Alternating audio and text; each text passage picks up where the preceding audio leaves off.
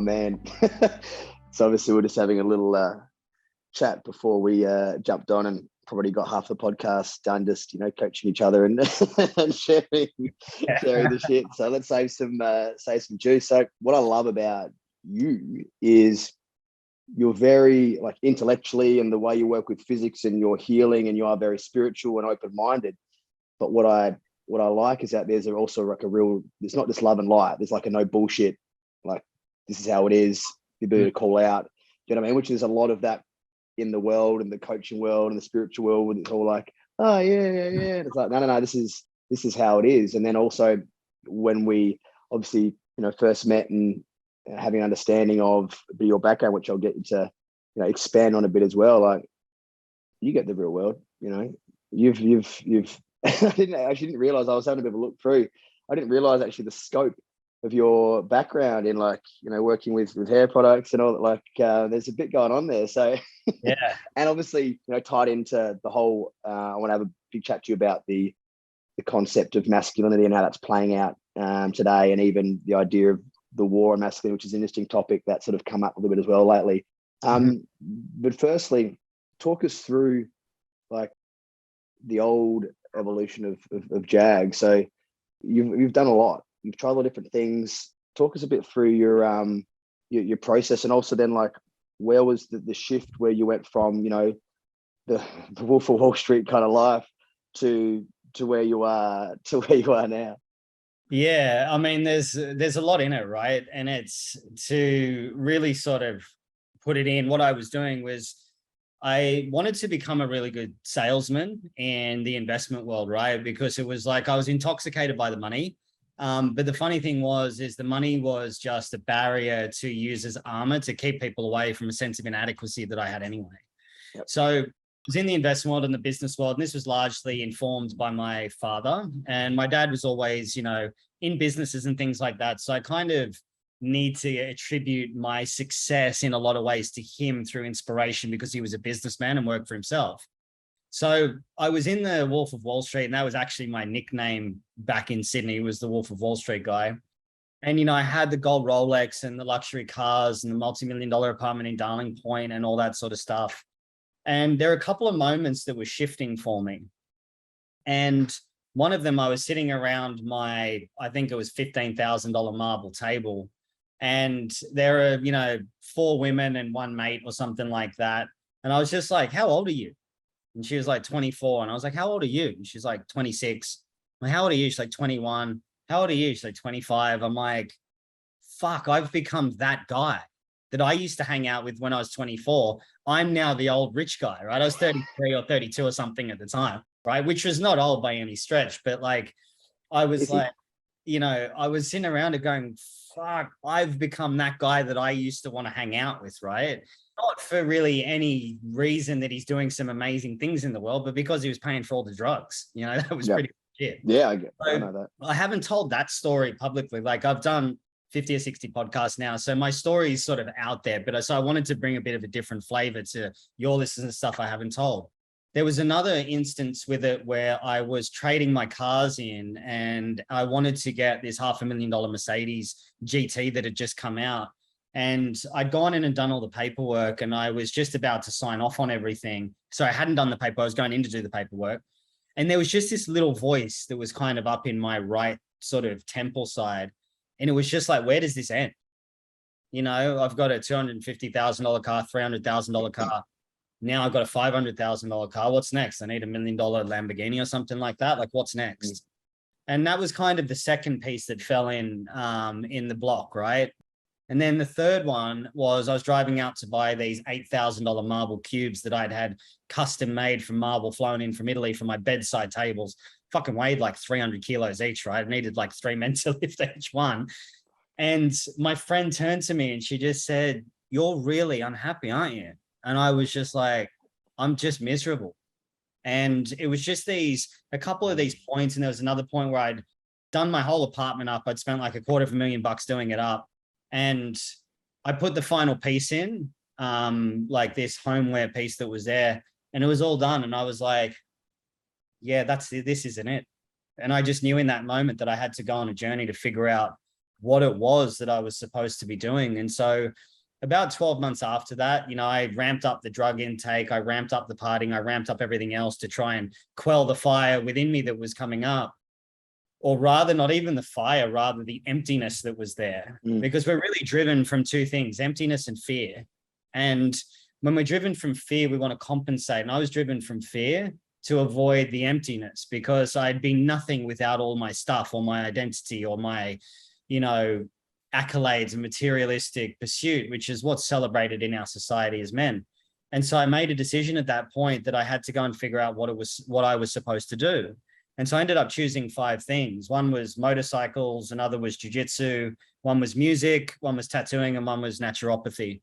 So I went through a process of elimination around what I was drawn to, but I was always drawn to being a practitioner of some point, of some, something around that. There was something sort of pulling me towards it. So then I moved to New Zealand. I lived in the mountains over there in 10 acres, cleared my body out, ate really clean. I went through a real process though. Like that was where, for 4 years or so, I was just working on healing all the unresolved stuff from my childhood. And so there was a kind of a shift from that. And then the final one came when I was still trying to do the investment stuff and build houses for disabled people. I was sitting with my business partner and I just said, I can't do this anymore. I cannot do it. I can't make another sales call, because all of my skill around language had largely been used to manipulate people to buy investments that they didn't need, rather that they wanted to feed into the greed aspects. And I didn't even know at the time, and we'll get into this a little later, but that language that I discovered, all this programming in the subconscious, just somehow landed in being able to heal trauma at the same time. And I mean, just the way that life has set that up for me was profound. But the next day after I said, I can't do this anymore, I went to dinner with my business partner, and I met 2 friends that are still friends now, and they became my first 2 clients. They're both going through the same situation, had a breakup of 8 years from their fiancés. Both of them had left them for other men, and they were my first clients. And the week after that, I had 5 clients, and then it just rolled from there. So that's kind of like a brief sort of rundown in a quick way without getting into the debauchery and the fun stuff. Look, I think if you're here with Wall Street, you just picture that movie and picture your head in those scenes. We get the idea, right? Yeah. Let your imagination run wild. Yeah. Right. So the little piece in there, which is that transition piece. So how was it naturopathy that you started coaching these people? Like, what was that when they became clients? You said, what was that piece? Like, how did that? What am I doing here? What do you coach them on? How did that play out? Yeah. This is fascinating how this played out. So I looked at naturopathy because I would go and see a naturopath in the city in Sydney called Michael Neal, who's like a mate, right? He's in his late 60s, and he was kind of like a guide. He wasn't a mentor, but he was a guide. And I really admired what he did. He was a body worker, astrologer, naturopath, and homeopath, right? So I thought, okay, it's something there. It's in the healing space. And so for 9 months prior to me actually stepping in and getting my clients, I studied a Bachelor of Integrative Psychotherapy. And when I was in New Zealand prior to that, I did a list of these things. I actually just did this the other day with someone that's close to me. And I said, what do I spend most of my time looking into? And for people that are listening, if you really want to understand what your purpose might be, this is a great way to do it. You list out all the things you spend time reading, researching, looking into, right? So there's a map of your passions and interests that'll drive you to that. Then you look at what comes easy to you, right? So for me, it was always speaking. Speaking just comes really easily to me from an articulate point, right? I was in debating when I was growing up. Like, I wanted to be a lawyer as well, which, if I hadn't spent time in jail and had a criminal record, I probably would have been a gangster lawyer instead of being a healer right now. And so there was, what am I naturally good at? What comes to me easily? And then what do people compliment me on? What do people ask for my advice on? And what am I passionate about? And these things I looked at when I was in New Zealand, I just went, oh, I'm meant to be a therapist. It was just right in front of me the whole time. So then I came back to Sydney, did a part of a Bachelor of Integrative Psychotherapy, but it wasn't deep enough. And then that little voice that came back, it comes through when I'm making important decisions. It's like an intuitive voice. I don't know if it's whatever it is, it just seems to guide me at the exact moment I need it. And a voice came through, said, you're here to work with sexual trauma and heal sexual trauma. Now, that never happened to me. And I still don't understand why. Maybe it's a karmic thing. I don't know, right? It's been part of my life journey. And so when I worked with these two guys for the first time, it was just about, okay, well, let's figure out what's going on for you. So I left the Bachelor of Integrative Psychotherapy because it wasn't deep enough. I knew I was meant to work in sexual trauma. And my third client was a sexual trauma client, but she came to me to meet a man and heal her previous relationship stuff. And it ended up being around sexual trauma that we went into. So what happened is in the first two sessions with these two men that I worked with, I linked up a pattern for the three of them. One guy's IBS healed within like a day. Another guy had a really bad rash of psoriasis on his ribs. That was gone in 2 days. And the woman that I worked with hadn't spoken to her father for 6 years. She wanted to meet a man, but she wasn't prepared to be vulnerable because the last time she was truly vulnerable was 6 years old when she got molested by her dad's best friend. The dad denied it when she told him about it 6 years prior. They hadn't spoken. When I linked up the pattern with that, the next morning, her dad messaged her apologizing to her for not keeping her safe as a child. Now, this is all very easy for me to go back and see what I did then. But at the time, I had no fucking idea what I was doing. It was just patterns. I was just seeing things and opening up people's awareness. And then after about 6 to 12 months, it really started to formulate. I started to hear the way people were thinking. I started to see patterns of people. When I'd link up patterns, their awareness would expand and the body would start to heal. And this became sort of my trade with sexual trauma. Sexual trauma is all around powerlessness and victim perpetrator constructs. And so what will happen is there's a programming of I'm not powerful or I have no power. Then that's going to sort of branch out into the victim or the perpetrator or subservience and dominance. And once we establish the pattern, we know where it's come from. What will happen is the program will open up, the mind will shift into awareness because they feel at some level that power has been taken away from them. But that's inaccurate because no one can take your power away. And we're seeing this in the world at the moment with governments and all the stuff that's going on. The only thing you can give your power away to is the idea that you don't have any power in that situation.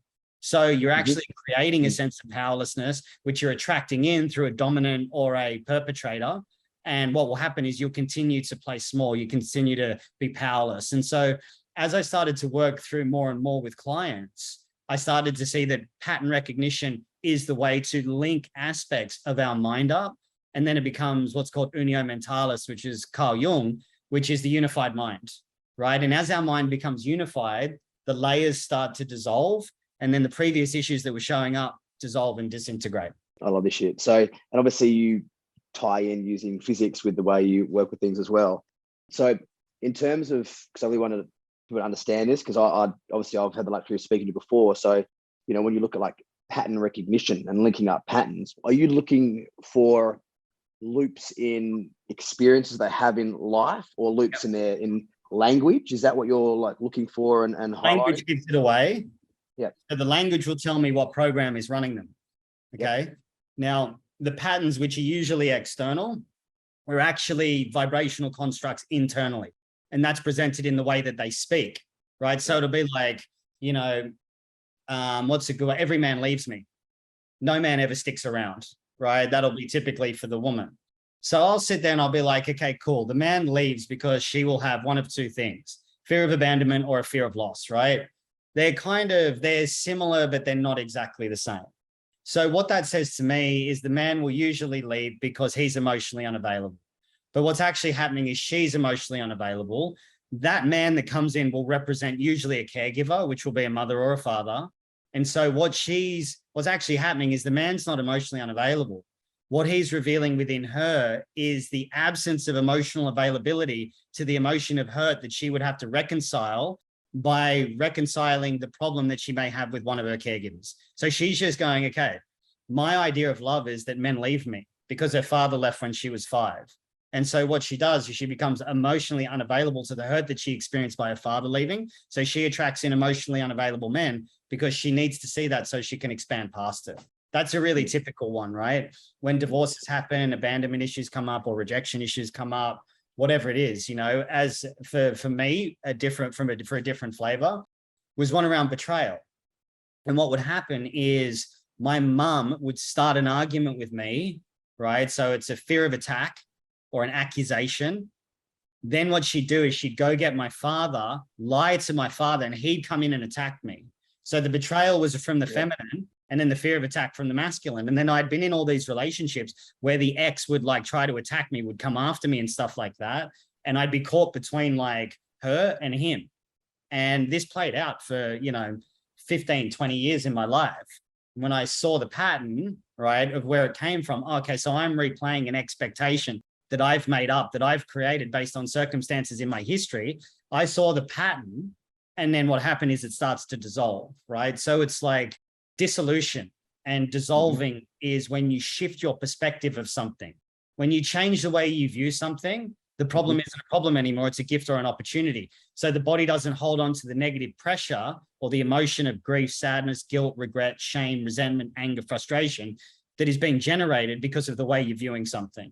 So once we shift the lens, the way we view something, plus we understand the pattern, then we get the genesis of the event, plus the programming around it through language. It creates this like unified aspect to the human being that no longer needs to play itself out. They become more whole as opposed to more fragmented.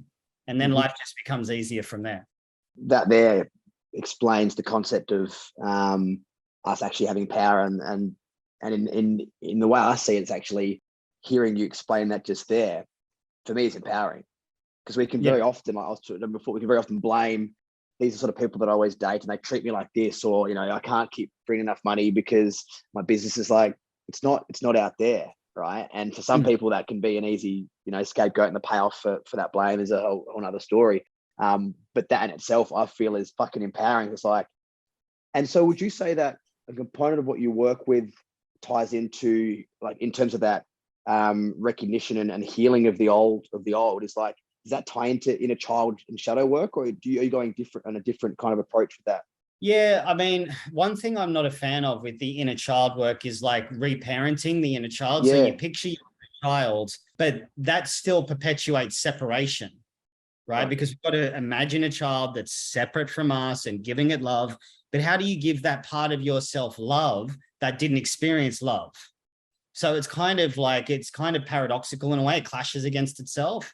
Whereas what I get people to do is I'll get people to relax into the wound, which will be usually in the lower abdomen. That's where we feel our fears and our hurt, sometimes in the chest. But emotion and like feeling goes up the body and out. That's why tears come up out of the eyes. We don't cry out our fingers or our feet or anything like that. We sweat usually from the top parts of our body, and because we're detoxing through the armpits, 75% gets released through the left armpit. And so we cry to release through the eyes, right? Because when we see something, we want to release it, right? So when we see these aspects of ourselves, the body will want to release it. So shadow work is like the unconscious stuff. And I'll get into that in a sec, because I've sort of delineated 6 main needs that we really operate to. So the inner child work is around like, okay, so that's more of the ego, right? Inner child and ego are pretty similar. They're survival mind. So if we look at the sensation of the wounds, they hit around the belly button or just on the side of that. The left side is the stomach, the right side is the liver, and they're kind of parallel to each other. The liver is going to typically be more around heat and anger management.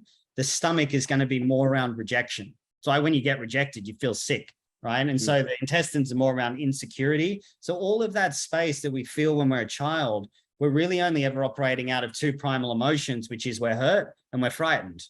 That's it. Wounded and scared, hurt and frightened.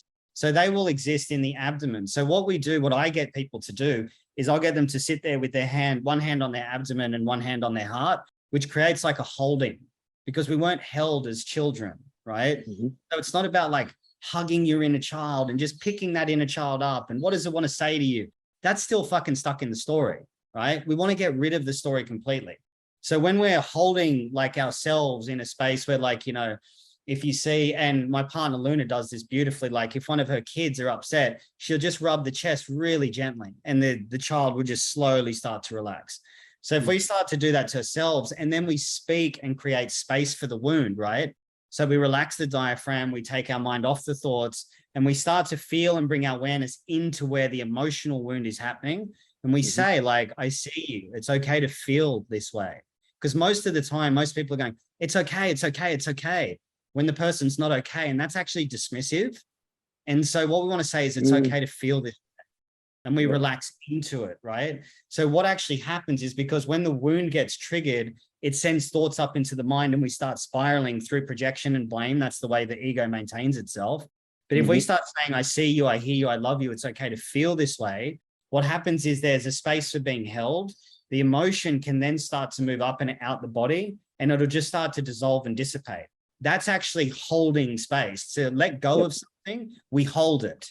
Like a newborn baby that's in turmoil, if we pick it up and because it's upset, it'll just slowly go to sleep because it feels held. And that's really how we operate with the inner child, is to bring awareness to the feeling, because it's just a sensation. We let go of the thoughts. And by saying, I see you, I love you, I hear you, we're actually providing a more nourishing experience to the wound instead of buying into the story if we hang on to the thoughts. So that's the inner child. Shadow work is more like the unseen.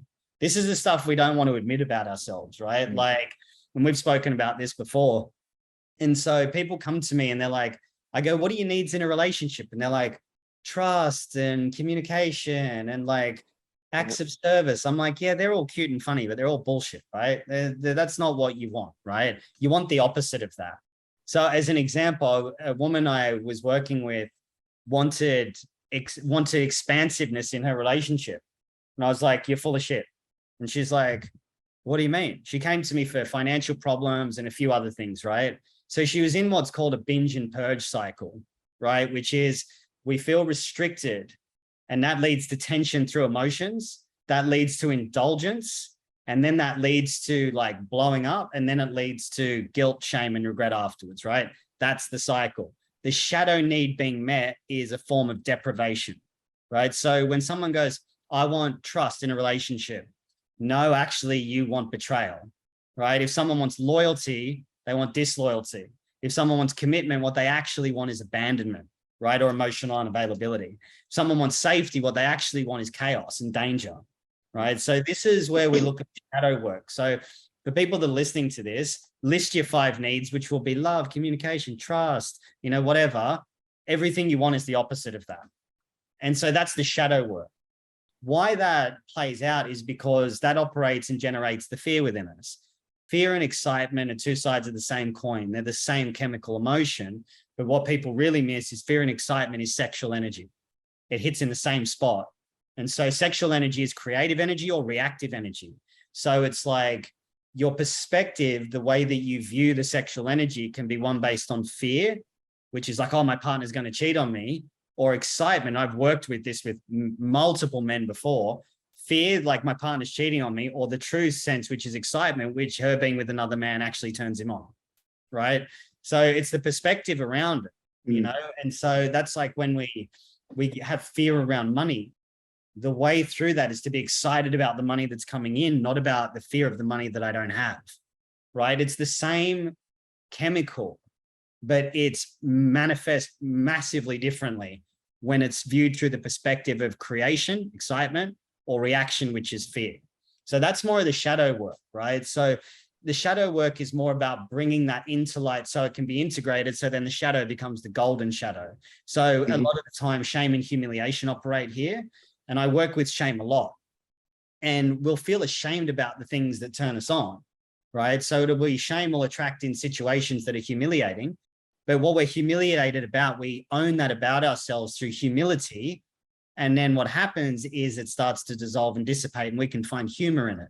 And humility, humor, humiliation all come from the root word, which is hum or hummus, which means to ground. So it's to bring us back down to ground. And so just to finish on that point, women will typically deal with shame through suppress and deny. Men will attack and defend, right? And blame. So women get angry about it. Men find aggression through it. Aggression is typically more masculine, physical behavior. Anger is emotional, which women will have a harder time really facing around that kind of stuff. So that's shadow and the child. Right. So continuing a bit with the shadow component and the desires or things that we have hidden, or see that find their way into the shadow, which we sort of don't allow ourselves to experience. What are your thoughts on, which I think you alluded to a point, but we didn't quite go there, was, so say, for example, I've played around with this in terms of having struggles with hitting past certain wealth levels and going back to old feelings of poverty and this sort of victim experience. And I was playing around with that feeling in my body. And what I sat with and started like breathing into and put myself into the feeling where I was this poor, weak victim. And I felt this little tingle going up through my body. And I was like, that fucking actually turned me on a little bit. What the fuck was going on? Right. It was the first time I'd ever experienced that. I was like, and so to transmute that what are your thoughts on, because I've heard a few different ways of looking at this. One is obviously you bring it to the fore.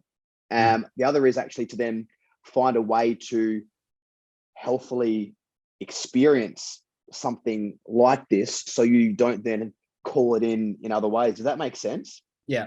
Yeah. So the way that I work with that stuff, right? And it's a really good point around saying the different ways it can manifest. But what you said there, which I just want to speak to, is, we hide these things. Actually, we don't. They're showing up everywhere all the time. They're right in front of our field, because what it is life wants us to move past that limitation of ours, right? So it's like the shadow is not actually hidden.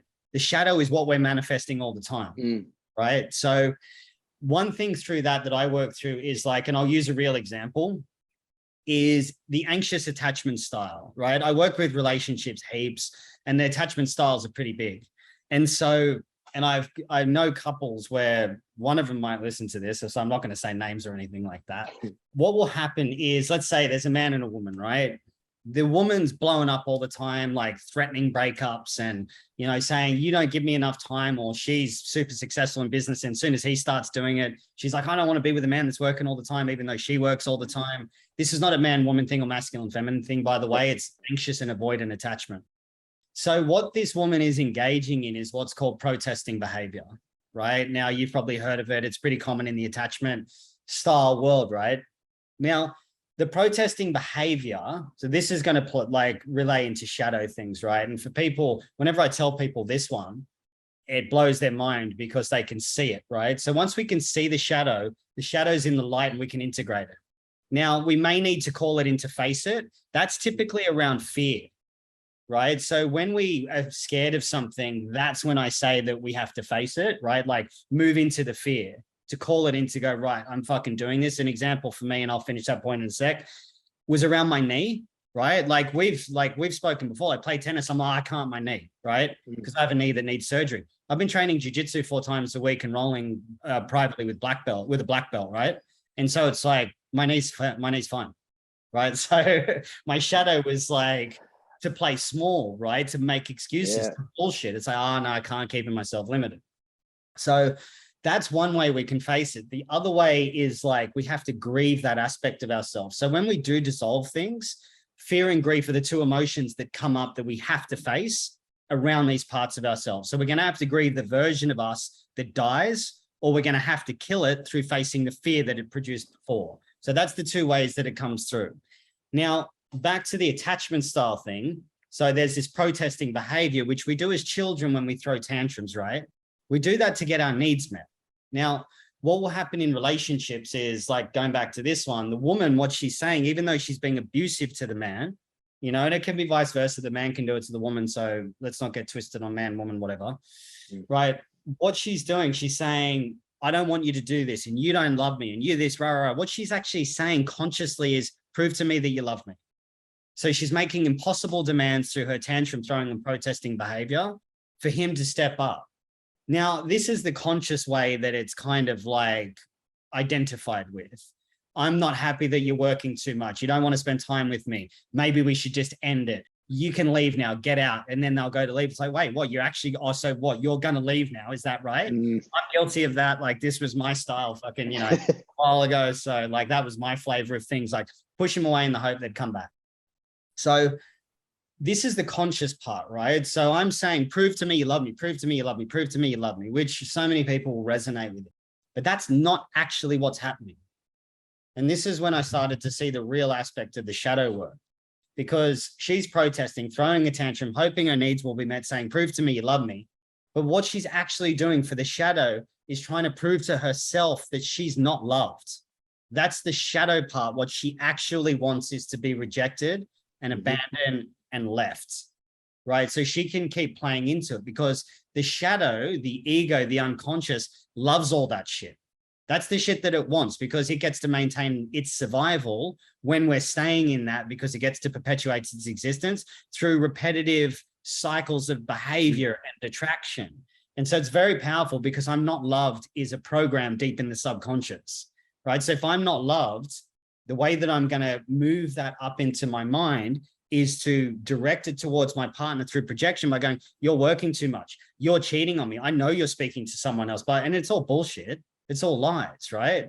But what I'm actually trying to do is to prove that I'm not loved rather than getting someone to prove they love me, which is a futile existence. It can never be fulfilled upon because that part of you isn't actually a truth anyway, right? It's a false reality. So I'm going to keep going, I'm not loved, I'm not loved, I'm not loved. That's the negation. And then I'm expecting someone to fulfill it through affirmation, which is external. So it's extrinsic, which can't actually be fulfilled upon because it's a reaction to a deeper programming of I'm not loved. So you can't actually ever fulfill on it anyway until you see the fact that I'm not loved is a load of shit anyway. And it's made up because the ego is a collector of programs, right? So when you were saying before, like I can't break through a certain level, right? It's not that you can't break through a certain level. It's that you don't want to be responsible for what happens on the other side of that level. Then we can avoid responsibility. And when we avoid responsibility, we get someone to take care of us so we can play the victim. And that's the way that we've learned to get our needs met. And that's how, that's my interpretation of how the shadow works. And it works pretty well. So this whole shadow world is when I first started to look into it, I was like, this is where it's all at.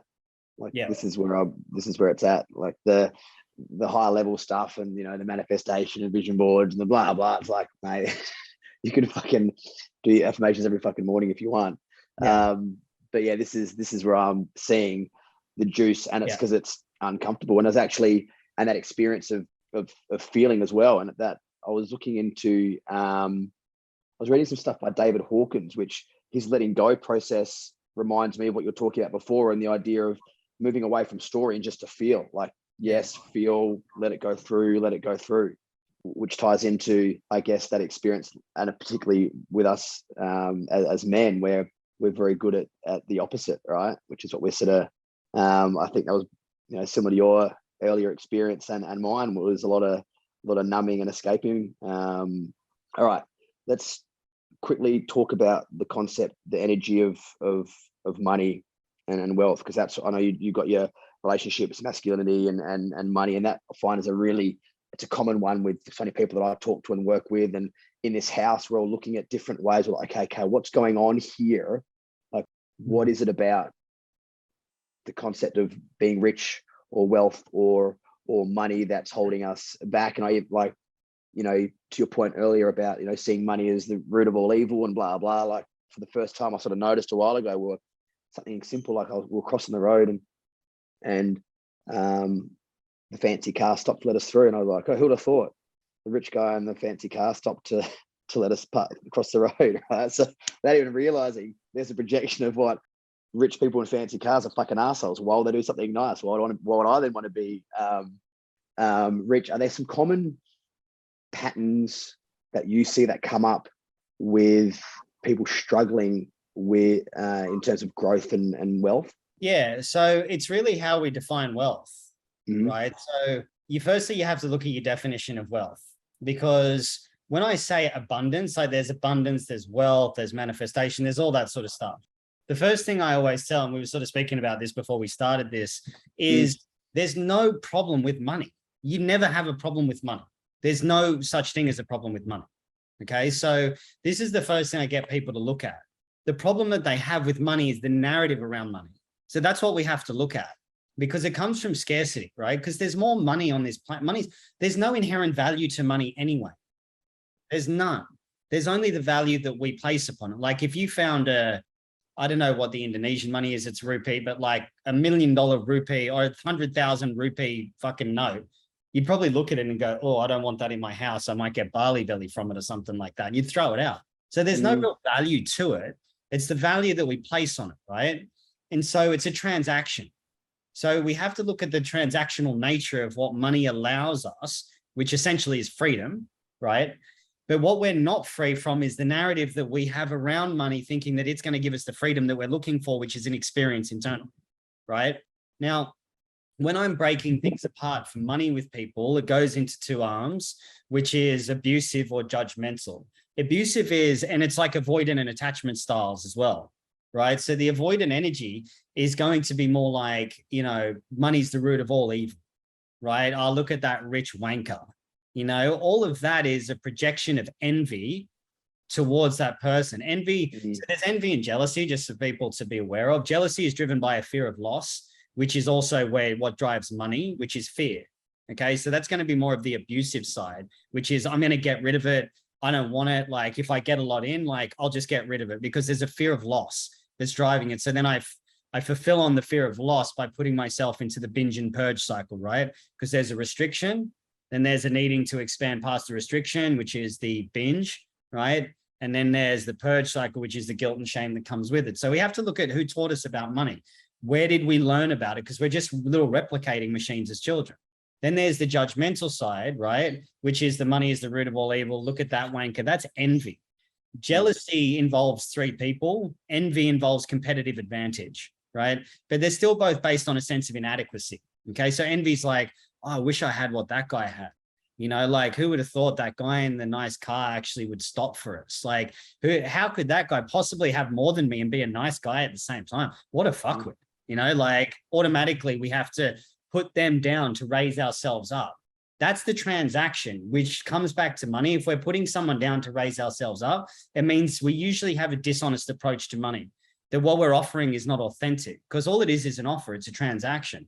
It's a store of value for certain people to exchange something. So then we got to go a level back, right? And then we got to say, well, what do I have to offer? And this is the more important part, because that comes down to more around how much do I value myself? How much do I appreciate myself? If I don't value and appreciate myself, if I'm expecting that to be defined by the world, that's only going to be the same thing as what we spoke about before around the other person trying to get the other person to love them, right? It's the same thing. I'm looking for it from the world, which means I'm giving my value over or away, or I'm expecting my inadequacy to be fulfilled upon by virtue of the fact that the external world is going to have to show that to me. Now, how do we increase our value? What we do is there's personal affirmations versus positive affirmations. Positive affirmations don't typically work. It's personal affirmation. So we find the things that we love about ourselves. Like it might be, I like the color of my eyes. I like the way I speak. You know, I like this about myself. I love this about myself. As we find the things we appreciate about ourselves, going back to when we find purpose, we look at the things that people compliment us for. We appreciate that about ourselves. When something appreciates, it goes up in value. When we realize the things we have to value, the extension that we offer into the world is from a loving place, the external will start to reflect that. And that's how we generate money, because most of the time we're doing it from fear.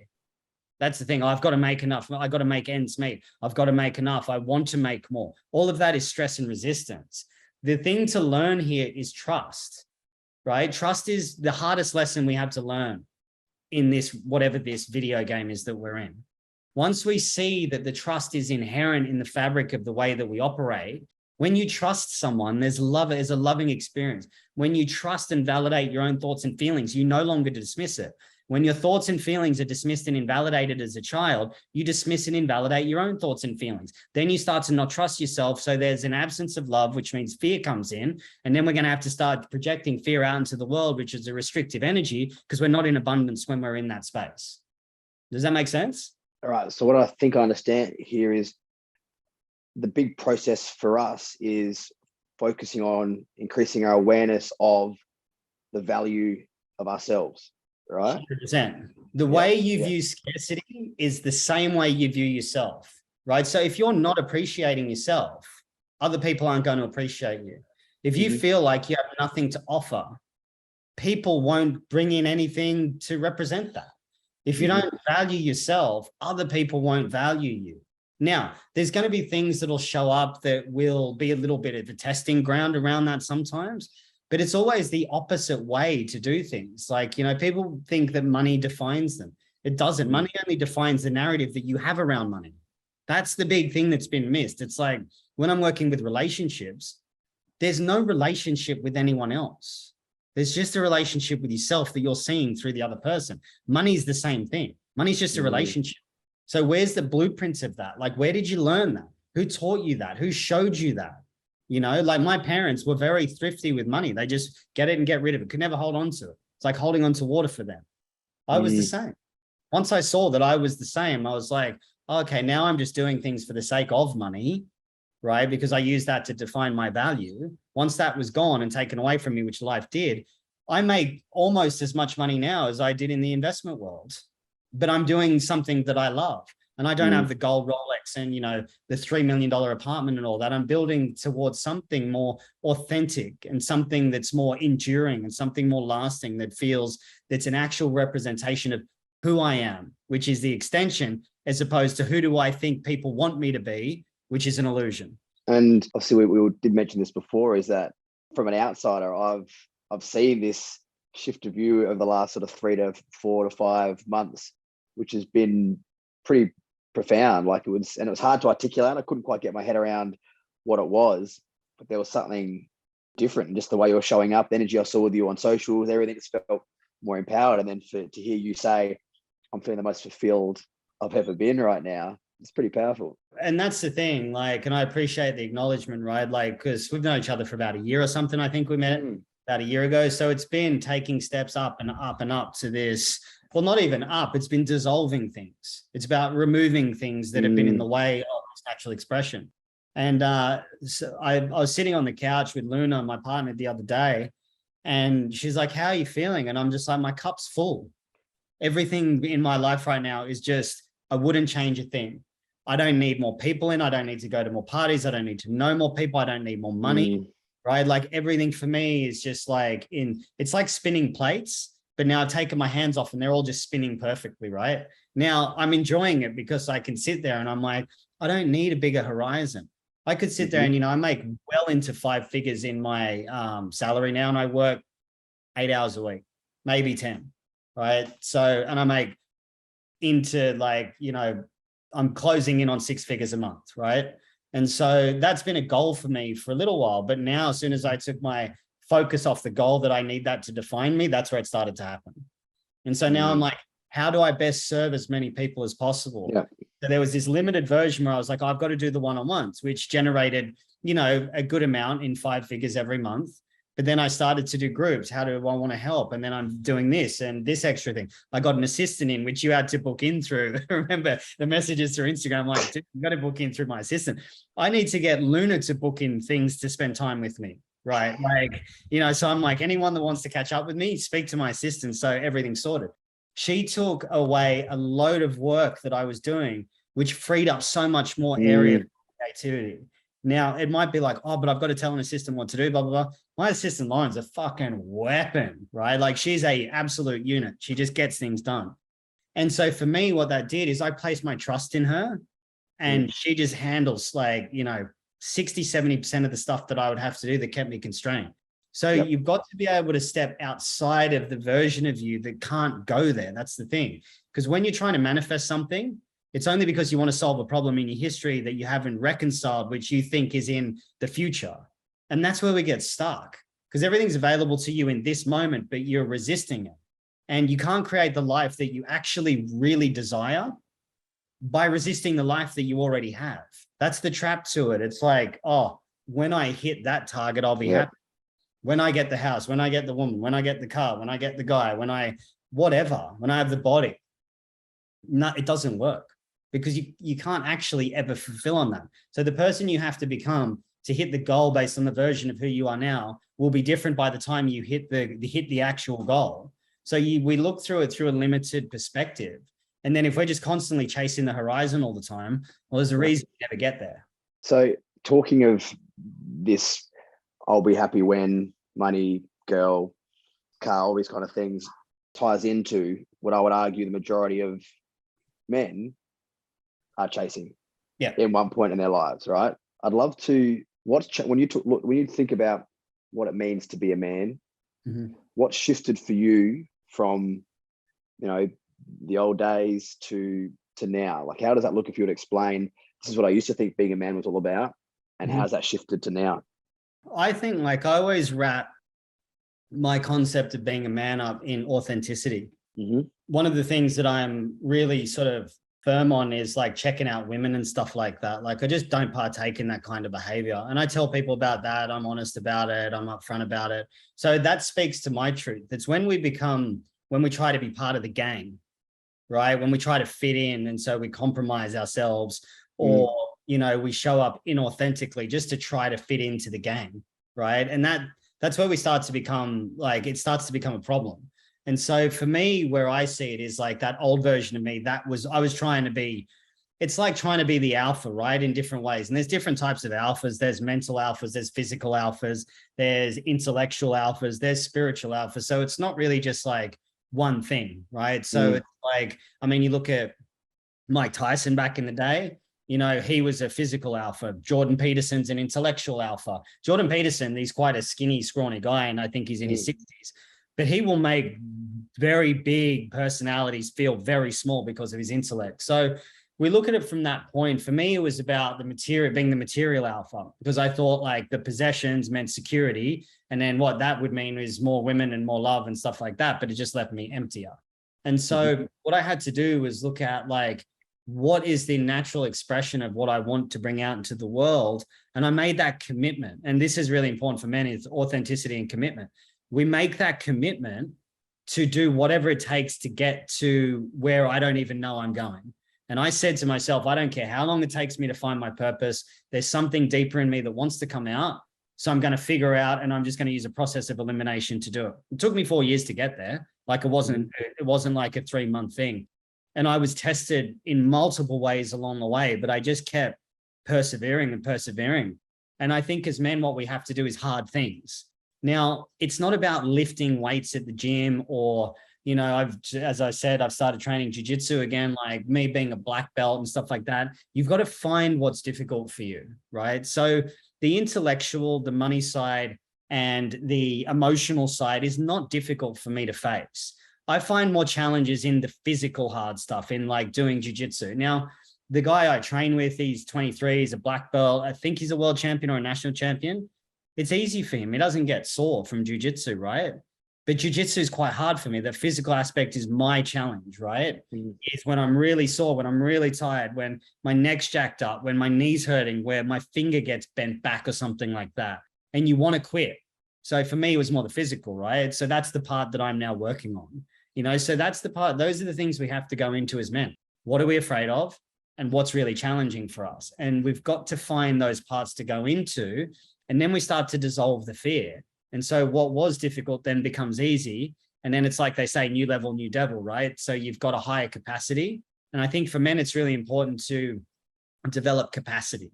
Can we be with intense emotions without it spilling out unconsciously and us becoming reactive or aggressive or accusatory or blaming or victimizing or violent at the more extreme end, And I think that's really important, because I was being abusive when I was in the Wolf of Wall Street thing to myself, towards others. I didn't give a shit, as the party boy, whatever.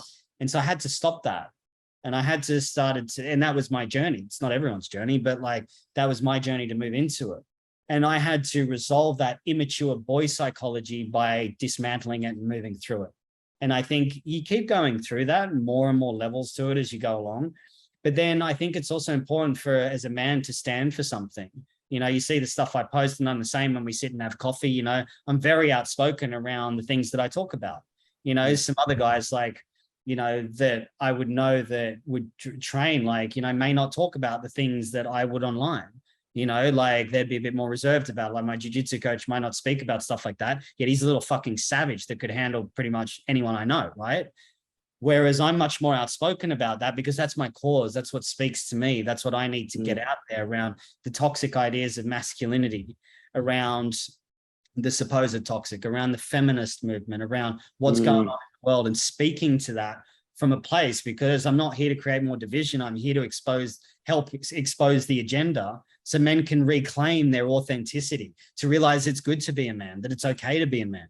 And it's not about throwing stones at each other or grappling or beating each other up. It might just be being a better father. It might just be taking care of yourself in a better way. Not everyone needs to do the work I do or you do or whatever. It might just be have an appreciation, learning to go out into nature, Maybe it's learning to hunt. Maybe it's tending to a garden. Maybe it's fucking bonsaiing or knitting. I don't know. Whatever, like, you know, whatever fills you up. But learn to express that, because when you get into that, you operate from a higher frequency. And as you operate in a higher frequency, the collective starts to lift. And that's really what's going on at the moment, I feel, in the world. So I think that answered your question in a... You went lots of places there. And the interesting place that you went is when you spoke about, you know, the idea of toxic masculinity, the feminist movement, and, you know, men being proud of being and wanting to be men again. And the other day I was chatting to one of our facilitators, because we're looking at doing some stuff where we work with corporates, and I was like, ask them, what are some of the main challenges that men are facing, you know, in the workplace and whatnot. And he's like, the feedback he got was the men don't know how to act anymore. They don't know what to say, what they should say, what they shouldn't say. They're walking on eggshells, and they're just fucking terrified. They're like, what do I say without getting myself in trouble? Is this wounded masculine? Is it healthy? Like, and we don't have any fucking idea. And then the concept around there being like a war against the masculine, which that in itself, you know, depending on where your head's at, you can take that and run your way you want. Like, you know, Blake, he did a post around it, and he got hounded by like a feminist group around, you know, he's a misogynist and blah, blah. And it's like, this isn't a man versus woman thing. That's not what this is about. I'd love to hear your take on, you sort of alluded to a few things there on what's going on with masculinity and men. I love this topic. This is like my sort of passion. This is the area that I love to work, and healing the trauma and doing all that is, you know, I love that. But really taking on this, you know, really toxic narrative is a massive thing, right? And so there's not many men that are really speaking out against it. Like, I actually kind of miss the drama that I cop online, because my argument's so tight with it that it's very difficult to sort of out debate me on it because of the points that I make. And it's usually from more of like the feminist culture, right? Because it's been programmed into our society, right? Like, smash the patriarchy, you know, men are toxic, et cetera, et cetera. There was a video online that got released before, and there was a lot of uproar in the comments. And it was the statistics on children that are raised by single moms, okay? Now it was like 80% end up in jail, 70% end up with drug problems, 50% end up killing themselves, rah, rah, and it was to a panel of women. And like, well, you can't blame the mother for that. You can't blame the mother for that. And so it was really interesting to note that whenever we call women to account, it's unacceptable, but men are blamed for every ill of society, right?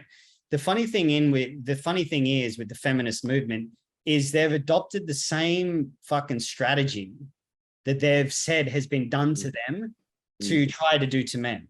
And one of the big things that I really speak to is women trying to tell men how to be men. And I say it really bluntly. I said, you don't know what the fuck you're talking about. You're not a man. You don't know what it takes to be a man. It was just like I did a post. I shared a video of a guy the other day that was in a dress saying that every man's got an inner queen and needs to honor his inner goddess, right? I'm like, you don't have a womb. What the fuck are you talking about? You don't have female reproductive organs which generate energy. There's a different essence to a woman. They have a womb. They're the life givers, right? They're the nurturers. I always say the man gets the house, the woman creates the home.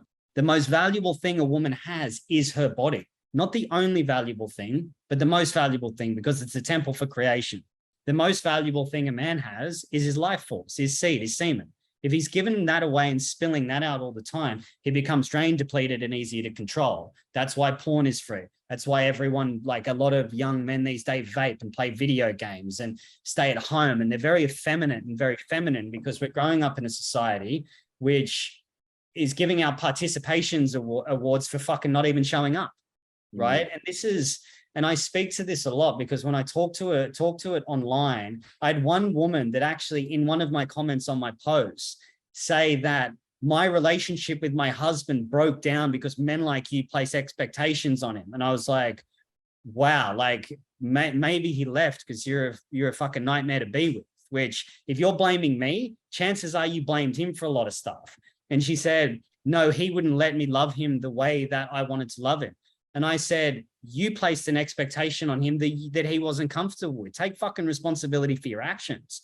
I cut through it pretty hard because the feminist agenda is an attack on masculinity, but it's also an attack on femininity as well.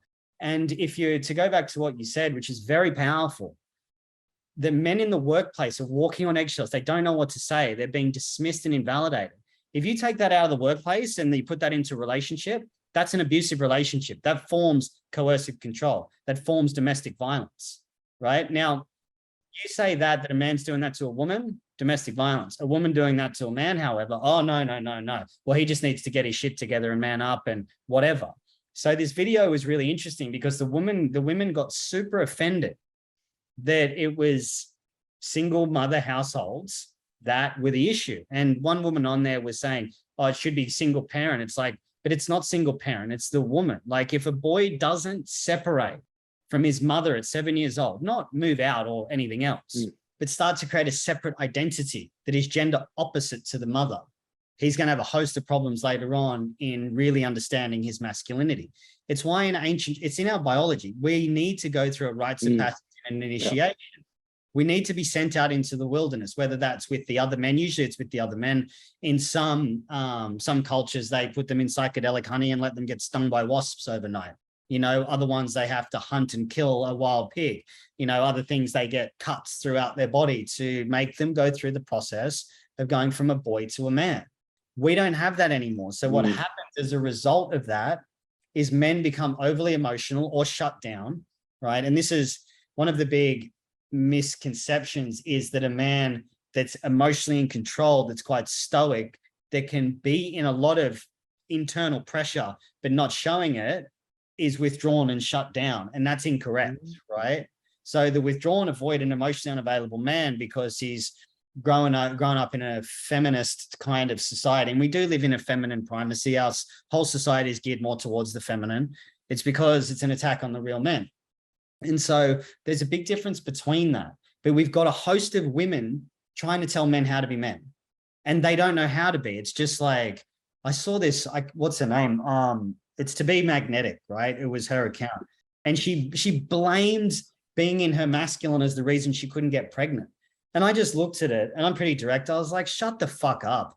You know, like you're in fear. You're not being in your masculine and blaming any sort of that is just blame, right? It's just blaming the masculine. Everything that's wrong with the world is masculine, and everything that's beautiful and loving and that's going to heal everything is the feminine, right? And this is one of the big issues that we face in our society, is that women are saying men need to be more feminine in order to create healthy masculinity. There's no such thing in my book as toxic femininity and toxic masculinity. It's immature. That's all I see it as. Immature, dark masculinity, immature, dark femininity. I actually saw another woman that made a comment saying the toxic masculinity exists, but toxic femininity doesn't exist. Like, you look at there's just the gaslighting that goes on with it as well. The women, for the most part, and this is not every woman, they don't want to take any responsibility for their part in the fucked up society that we live in. Yet they're 50% of it. They're 50% of what's been going on. And they think that, you know, like women leaders are going to lead us out of the trouble, yet they're all crying out for men to lead the relationship, you know, and it creates this imbalance. Even if it's like, I mean, we could look at physics from it. It's electromagnetism, positive, negative, male, female, or whatever. And I had it out with this woman when I was one of my posts that I did. And I went into like the arm of the feminist movement, being an arm of communism, and using, you know, subversion and destabilization and demoralization and normalization as a way to influence the world. And it started with the feminist movement was one of the arms of communism, because it believes in equality and everyone getting the same, which is essentially communism. And I wrote this out in a comment to her. And this is just how toxic it is, because she said masculine and feminine are outdated. Feminism is the way forward and femininity is the way forward. But we have to reach a 0 point of complete androgyny, of unification, before we can transcend it. I'm like, do you even know what the 0 point field means? Because you're just spouting a lot of stuff that you probably don't know what you're actually talking about. And I went in to explain why feminism is an arm of communism. And this is very typical to the way that when a woman gets challenged, outspoken, and really, like, when you're smarter than her, they start to slang insults. Not every woman. I love women. You know, I love my partner very much. I have massive respect for women. In fact, I teach men to not objectify women, but the truth is the truth. And so I wrote this long comment, and her response was, thanks for mansplaining that. Right. And this is that woman is the very epitome of the toxic nature of the superiority complex that women have towards men. If men were gone, women would be fucked. Society would be fucked. It wouldn't run anymore. It just wouldn't. Everything would shut down, but they've been trained and taught through programming and social conditioning that they're superior, that femininity is the cure-all for everything. Get a like highly feminine man. I had another person comment on one of my things, and it was about the guy in the dress that was saying you need to honor your inner goddess and your inner queen and stuff like that. And I'm like, this is so ridiculous. Like, don't listen to that. And this man who was like a shibari artist that ties up people or whatever, saying, oh, I'd be worried if we're on the same battlefield. I'd be worried that you'd be the person that would stab me in the back. And I'm like, I wouldn't be worried because I wouldn't be behind you, because I'm on the front line exposing bullshit like this. And people like you pretending you're a goddess as a man won't even be on a fucking battlefield. You'll be sitting there like Ned Flanders squealing when he had purple drapes, right? Like, that's what'll happen. And so it's this really dangerous narrative that is very supported by women, that men need to be emotional and vulnerable and all that. The way I teach vulnerability in men is to say to their woman, babe, I'm hurting right now. I'm going through it. I'm going to go and sort it out. I'll speak to you in a few hours. And then when I'm clear, I'll come back to you and we can talk about it. That's vulnerability in a man. That's having capacity. That's being in control of your emotions without it spilling out onto everything. Because we see men, and I'll wrap it up here because I don't want to go, I could speak for 40 minutes without being interrupted on this. But, I've seen men that, like, if they can't make enough money, and this was something in my life, not me, but someone I know, he was crying about it.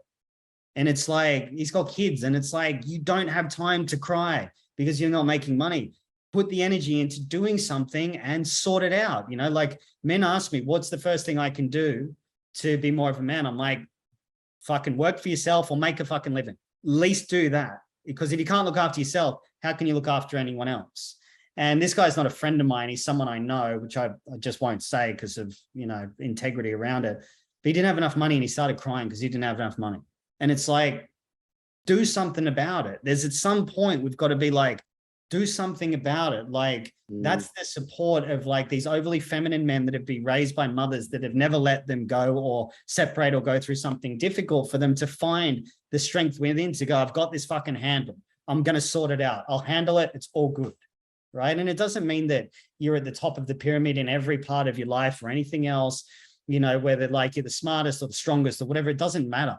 But at least you're operating with integrity and handling your own shit. And we've moved into a society where it wants to be like, oh, let's cuddle everyone and let's give them a trophy and join a rainbow club and all this bullshit, which is just making everyone softer, weaker, more aggressive, really take on victim identity.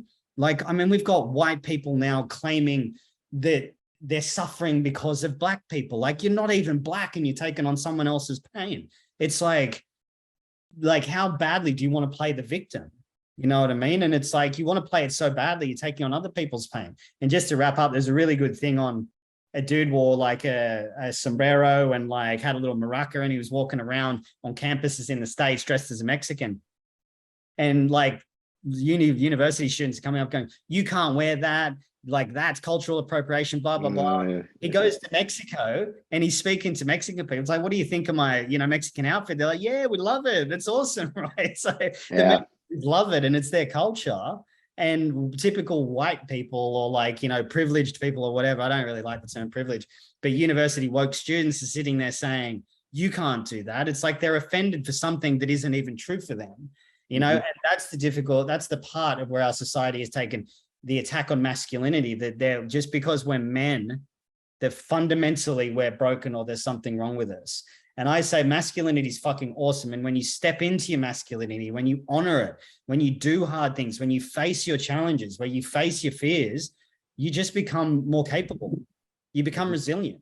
And then the things that were difficult, like not getting a participation fucking trophy because you didn't win the spelling bee, that doesn't become something you would even consider. Rather, you seek out difficult things because that's where you expand. Right. So to wrap this up, as a man, if you're like, here, mate, like, you've listened to this, like that feels a bit like me. What do I do? For men, it's like you're saying, find challenge, get clear on your values. Like, what are they? What do you stand for? Like, get active, make shit happen. Yeah. There's a lot of things like, you know, there's a lot of accounts around masculinity at the moment, which like build your body into something strong, right? And I agree with that. Now that's great, but then what? So you're strong. Okay, cool. So what happens when, like, for me, like, I think martial arts is much harder than that, right? So I'm more geared towards that. I move towards that. Like, you could be strong, but like, if you're out with your woman and you can't protect her, what are you going to do? Thing is, like, that gives you a sense of confidence too. You become calmer, you know, like we know some people like that are beasts that are like that. They don't demonstrate it, but like, you know, and like they could handle people, but they don't. And I find that like a really powerful thing. You know, the subtle ones that don't express the monster concept, right? Yeah. You know, be dangerous, but not a danger. You know, work on yourself. And I think that's really good. And then you go into like the physical is one of, like, for the most part, sort of easier. Not for me, that's my challenge, right? But the intellectual pursuits and the mental, the emotional, the spiritual, face your fears, face your ego demons, slay and kill your ego demons. That's the modern form of hunting. You know, face your fears, admit it, move into your shame, be humbled by the things that humiliate you, whatever that is. It's a process of removal, not about doing more, right? All men, and this is to go back to what we said around society. Society is around accumulate, bring things on, get richer, accumulate. I think it's the opposite. It's about getting rid of stuff. And what do we get rid of? We get rid of the parts of ourselves that no longer serve us, which are creating the chaos, the violence, the aggression, the abuse, the drug intake, all of that sort of stuff. Any sort of self-abusive stuff, we move from self-abuse and then we move to no harm. The byproduct of no harm is self-respect. And I wrote this one the other day as well. Self-respect is masculine, self-love is feminine, right? Men want respect. We want respect from our peers, from other men, from society. We want to be acknowledged and valued for our contribution. That's our deepest desire as men. That's what we want. I don't need Luna like going, you know, oh, I love you so much. You want me to rub your head and like this and that and all that sort of shit. I don't fucking need that. What I really want in a relationship is her to go, you're my man and I fucking love that about you, what you're doing in the world. I respect you. Respect is, for men, I feel, the form of self-love that has been categorically missed. Self-love is more of the feminine aspect, I believe, where it's like, if a man respects himself, he'll appreciate himself, he values himself, love's a byproduct, right? Whereas the woman is more like, taps into her emotions, then she starts to feel more. She honors herself. She sees herself as a queen, right? Instead of a princess or, you know, the whore, which are the like the archetypes that they could fall into. And then she starts to exude the aspect of love. Men from a feeling place want to be empty. We don't like intensity. We want emptiness. We want presence. We want groundedness. We want space.